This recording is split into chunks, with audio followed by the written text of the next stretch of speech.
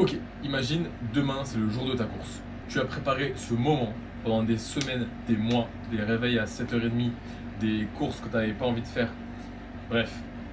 Du coup, évidemment, pour bien te préparer, tu te couches tôt. Mais là, impossible de dormir. Tu regardes le plafond, tu te retournes dans ton lit plein de fois, tu cherches la bonne position pour dormir, tu regardes l'heure, minuit, 1 heure, 2 heures, 3 heures, et là, une pensée arrive. C'est foutu. Pourtant, ce n'est probablement pas vrai. Aujourd'hui, je vais t'expliquer pourquoi la mauvaise nuit avant ta compétition est probablement beaucoup moins grave que ce que tu ne le pensais. Beaucoup de coureurs pensent que la nuit avant le jour J est la plus importante. En réalité, c'est pas celle qui compte le plus. La nuit la plus importante est souvent celle des jours précédents. Pourquoi ?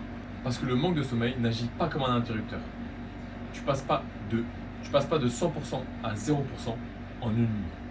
Le sommeil fonctionne plutôt comme un compte bancaire. Chaque mauvaise nuit est un retrait, chaque bonne nuit est un dépôt. Et si tu as accumulé plusieurs semaines de bon sommeil avant ta course, une mauvaise nuit ne va pas vider ton compte bancaire d'un seul coup.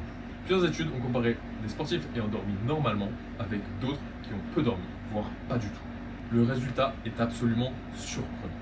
Leur performance physique change en réalité très peu. La force, l'endurance, la consommation d'oxygène, le rythme cardiaque, tout reste quasiment identique. En revanche, s'il y a une chose qui est affectée, c'est le cerveau. Ton corps, lui, il est prêt. Ton cerveau, par contre, il doute. Dans une étude réalisée par des cyclistes, les participants ont effectué un contre-la-montre après une nuit blanche. Leur performance était presque identique. Mais lorsqu'on leur a demandé comment ils ont senti la course, ils estimaient avoir beaucoup moins bien fait qu'en réalité. Autrement dit, ils se sentaient beaucoup moins performants sans réellement l'être. Et c'est exactement ce qui arrive à la plupart des coureurs.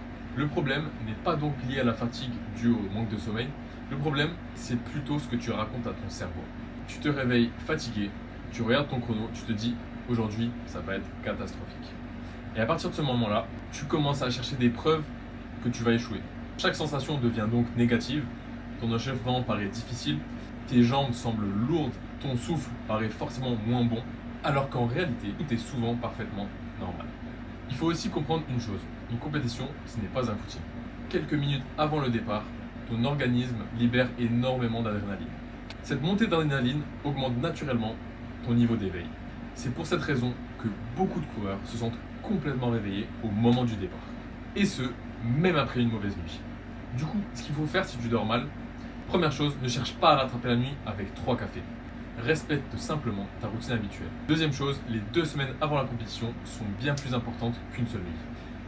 Essaye donc d'accumuler du bon sommeil durant cette période.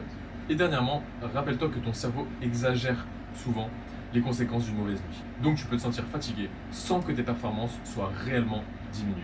Ce qu'il faut retenir dans tout ça, c'est qu'une mauvaise nuit avant une compétition n'est évidemment pas idéale. Mais elle ne va pas effacer des mois d'entraînement. Le plus important reste la qualité de ton entraînement, la préparation, ton alimentation et ton hydratation. Mais surtout, ta capacité à ne pas paniquer. Le plus gros risque d'avoir mal dormi, c'est de penser que tout est foutu avant même d'avoir passé la ligne de départ. J'espère que grâce à cette vidéo, tu vas pouvoir tabasser ton RP, même si tu as un peu mal dormi. Je te souhaite une bonne journée, à bientôt, ciao ciao.